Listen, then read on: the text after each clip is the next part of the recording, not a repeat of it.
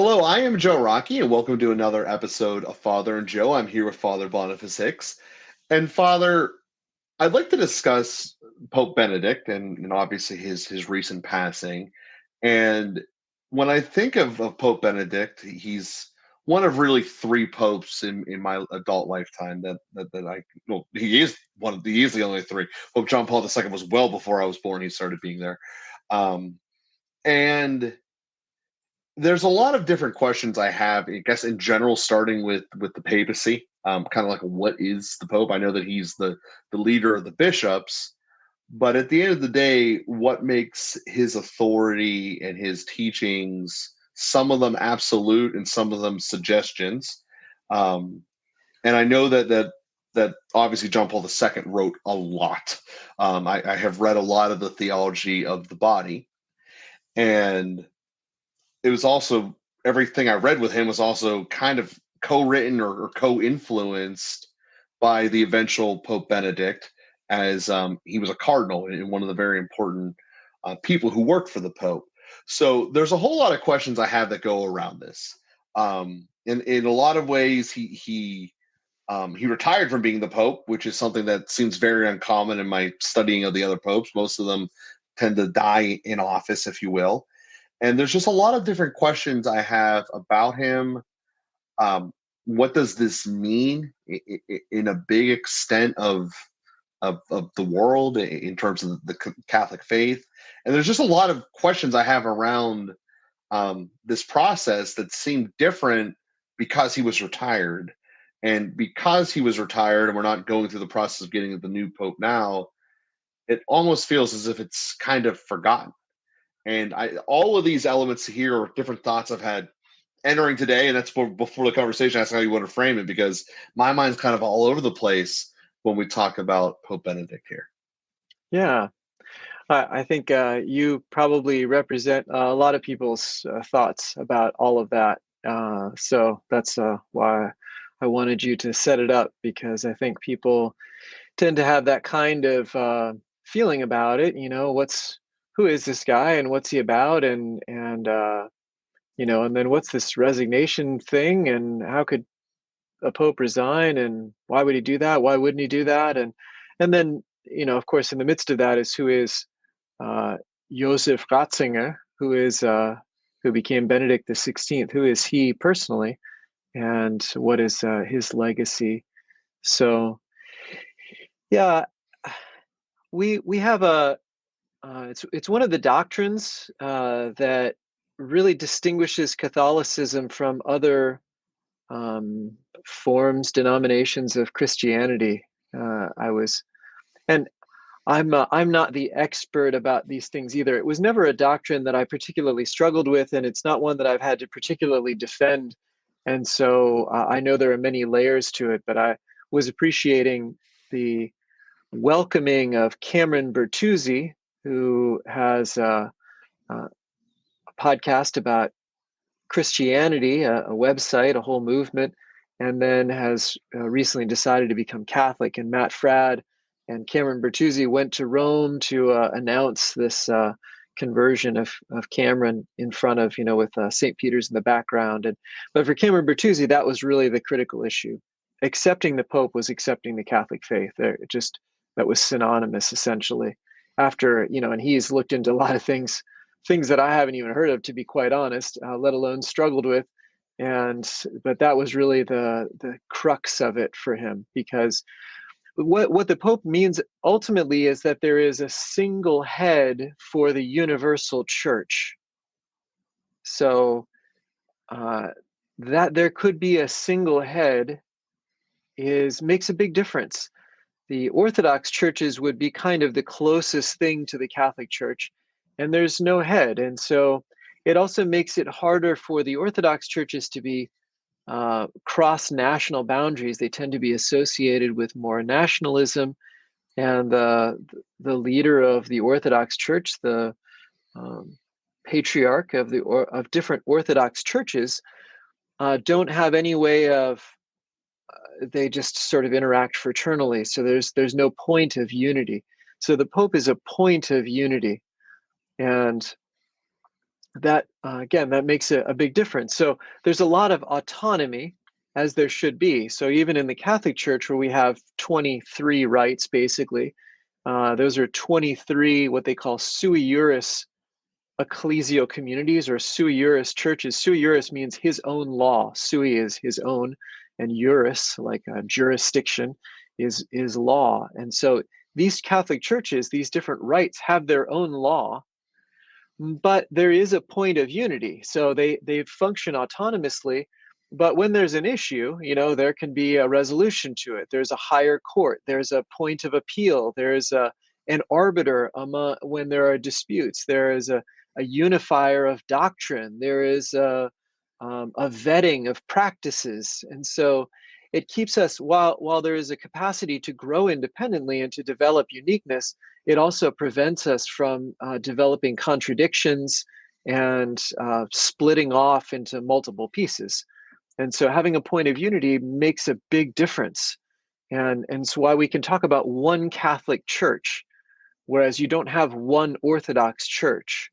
You don't really even have like one Lutheran church or one Episcopalian church. You just don't have unity among those other ecclesial communions or among those other churches. So that's kind of the basic role of the Pope. Now, that's not something that a single individual could possibly do on his own. And that's why there are a number of offices in the Vatican. And you mentioned how Cardinal Ratzinger occupied one of those offices. He was the head of the Doctrine office. And you can imagine that in the Catholic Church, the Doctrine office is going to be up there at the very top, because our doctrine is essentially what we consist of. I mean, that gets really to the heart of it. Everything, in a certain sense, in our church that matters has to do with doctrine. And so the one who is in charge of doctrine is going to be in charge of, have his fingers in everything. So we generally think of the head of doctrine as being one of the highest ranking officials, one of the closest collaborators with the Pope. And so Joseph Ratzinger, Cardinal Ratzinger, occupied that post for like 23 years under John Paul II. And John Paul II leaned on him in many ways. And as you said, they co-authored many things. And that's where things also get a little bit interesting. I mean, who's actually writing some of this stuff? We don't worry about it too much if it has the Pope's signature on it. So the authority goes with the fisherman's ring, as it were. The Pope is always the successor of Peter as the Bishop of Rome, and he is the one whose authority carries on different teachings to make them authoritative. So it's with the authority of the Pope, which is the highest authority in the church, you could say. Now, the Pope doesn't operate as if he can do whatever he wants or can reinvent everything. The Pope himself has to be obedient to all of the previous popes and the whole college of bishops and a whole structure of doctrine and a whole, he's stepping into a place that he doesn't get to reinvent everything from scratch. So he is himself obedient to the tradition. But he is embodying the interpretation of that tradition and revelation in our time. And so he carries that unique role, plus any things that are coming up now. He's the living embodiment of the successor of Peter, of the one who carries the authority to arbitrate disputes, to publish doctrine, to modify liturgical practice, to adjust the way that we run things in the church. There's a certain amount of flexibility. There's an amount of space that he can operate in, so that the church remains a living organism in moving throughout history. It's the extension of the body of Christ throughout history. And so it's not just a museum of saints, as Pope Francis has sometimes said, where it's not a museum, it really is a living body. And the head of that body, in a concrete way, is the Pope universally. And of course, in each diocese is its own kind of mini self-contained church. And the bishop is the head of each diocese. And so there is an autonomy there as well, that the Pope has the authority to reach in and have immediate authority over every member of the church ultimately. So he has the power to do that, which is why, the Pope can choose to excommunicate somebody, or he can choose to whatever, ordain or not ordain, or he can choose, at an individual level, certain things. He has authority to do that.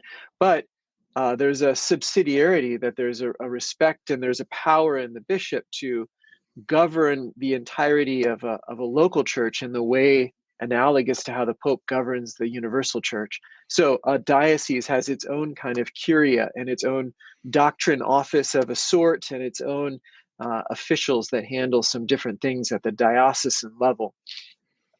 All of that is to say that the Pope has a lot of authority, a lot of responsibility, and he has a lot of collaborators, and that's what we call the curia, all of his collaborators in Rome, and they have a lot of offices that govern different dimensions of the church. So the practice has been, well, the Pope is elected by the College of Cardinals, and the cardinals, the word cardo means hinge. They're the pastors of the hinge churches in Rome, is where that initially comes from. But the cardinals are generally created from bishops around the world, and in a certain sense represent, so it's not trying to be a democracy per se, but there are some democratic qualities to it, a certain amount of representation and voting, or I suppose a republic would be a more accurate description, but it's not trying to be that per se, and yet there certainly is a sense of representation and a sense of voting on certain things as established by law. So the cardinals select the Pope, and really every Pope in history, it's easiest to say that, so out of the 360 some popes, I think, everyone, let's just say every one of them has died in office. We might as well just say it that way, because that's the right impression. And then we can name the exceptions. There was one Pope who was exiled and lost to Rome, and so they didn't know quite what to do for a while, and eventually sort of like forced his resignation, not knowing if he was dead or alive, and so he was able to abdicate his office so that the church could move on. That's one exception. Another exception is the most recent one, 600 years ago, when there were multiple popes, and the ones who were, it wasn't clear who was legitimately elected. It was the time of three popes, and the Pope in Avignon and the Pope in Rome and the whatever. And so one of them was the legitimate Pope, and he renounced his office so that a new election, so that the others would renounce their office, so a new election could take place. So again, for all intents and purposes, there was nothing normal about this. It was a distressed time in the church, and one Pope humbly stepped back so that the others would also, so that the church could move forward in a healthy way and kind of start over with a new election. The one that's most analogous to Pope Benedict is almost 1,000 years, 800 years ago, Pope Celestine, who after the cardinals were unable to elect a new pope for months and months, maybe 2 years actually, they eventually chose Celestine, this hermit, and pulled him out of his hermitage to be pope. So that was not a great idea. And Pope Celestine actually created a canon, a law that allowed the pope to resign, and then he did. And so it was actually invoking the same thing that Pope Benedict did. So Pope Benedict is really the second pope in history to resign, but the first pope in history to resign under kind of ordinary circumstances, you might say. He was legitimately elected. He held his office well and was fully competent, and then felt that his strength had reached its limits, and there were certain things that a pope needs to do in this day and age. There's an incredible, because of communications, because of the capacity to travel, the Pope has incredible strains that have never been known in history, and has to handle a tremendous amount. And Pope Benedict felt that he just didn't have the strength to continue doing that, and so he wanted to step back so that another Pope could more effectively handle the burdens of office that he felt no longer up to. So he made that decision, discerned it, and then chose to resign in February 28th, 2013. And then an election ensued, and Pope Francis was elected on whatever it was, March 12th or something, and was installed March 19th. So All of that is to say, Pope Benedict really created, and Pope Francis emphasized this a number of times. He said, we didn't used to have retired bishops. Bishops also used to die in office. And now in the last 70, 100 years, retired bishops are a kind of normal thing. And so we've got retired bishops all over the place. And it's sort of a development in history. And Pope Francis sees Pope Benedict really setting a trend as people are living longer and the papal office is more demanding. And a person who's weakened in office becomes more dangerous, we might say, because then other influences start to come in. Other people start to take control who shouldn't be in control and take advantage of the weakened pope. That's not good. And so there's a lot of reasons to think that popes may resign more often in the future. And Pope Benedict was really a trendsetter. And Pope Francis heralded his courage to do this very unusual thing, especially after his predecessor, Pope John Paul, famously lived way beyond his strength, remaining in office and suffering in front of the world. And he really felt called to do that. So without speaking down about that at all, Pope Benedict did not feel that the Lord was calling him to do that, and felt that it was rather his role to step aside and allow a new pope to be elected by the cardinals. So it gives you a little space without talking. I haven't said too much about Pope Benedict personally, and I'm happy to do that. But there might be other things in that space that you are interested in going into. Yeah, if you think about it, the way that you outlined it there, that we live in a world where medicine is vastly better than it's been at any point in human history. It's pretty easily acceptable. And communication's never been the way it was. So, and I transportation. get, yes. So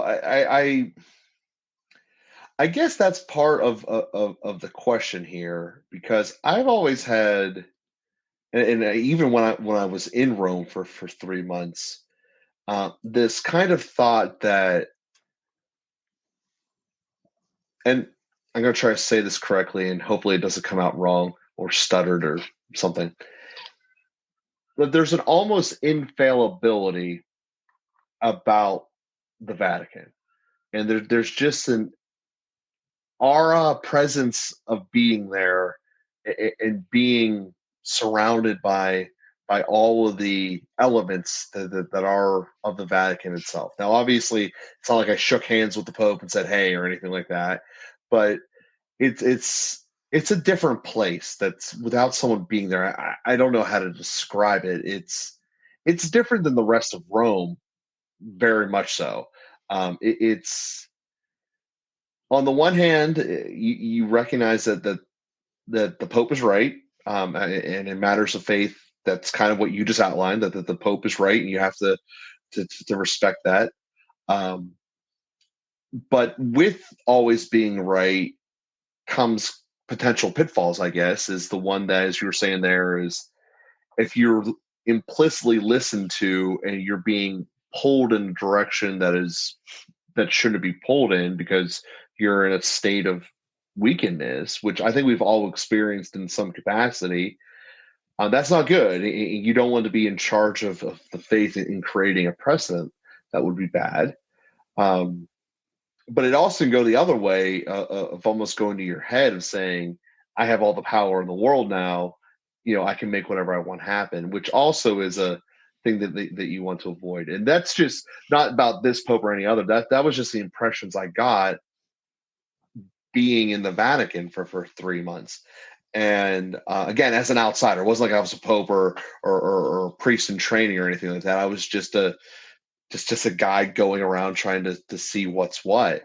There's certainly a lot of greatness there. I mean, I'm not trying to take that away, but where I'm trying to articulate here is that takes an incredible amount of wherewithal, knowledge to say, I'm going to do the opposite of my predecessor, who during my papacy essentially got the fast road of being a saint, which everyone's saying he did it the exact correct way, and I'm going to do something very different as it comes upon the end. And to me, that part is remarkable. And I heard different speculations about why that happened. And the one that came across to me is a problem of the modern world that when it got across. I have no idea if it's true, but the way it was told to me was essentially he had a disease that his mind was slipping, while the Pope John Paul II had a disease where his body slipped, but his mind remained intact. And that key difference is very important. If anyone's ever been with someone who has Alzheimer's, it's very difficult watching them speak and come up with thoughts. Now, I don't know if that's what Benedict actually had or not. That was just the speculation I was told. I have no idea if it was right, but it's certainly something that I wouldn't want to be in front of a microphone if I were in that state and I understand it. So hopefully I didn't go down a road of incorrectness, but that's kind of expounding upon the thought of how difficult it has to be to walk away from something that you probably, I'm assuming, as a priest, worked his whole life to try to obtain, in another thought process as well.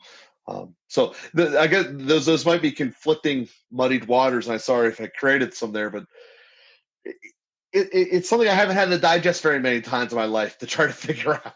So it's very new, and I don't have a system for this. No, it's great. And your observations about Rome, I think, are good ones, that there is something different about that eternal city, as they call it. And it really does bear his mark. And there are a variety of reasons for that are, some of which are secular. There's, money and influence and things that are left over from past ages, although that has led to building up monuments of tremendous beauty and spirituality. But it's been a home of a lot of saints.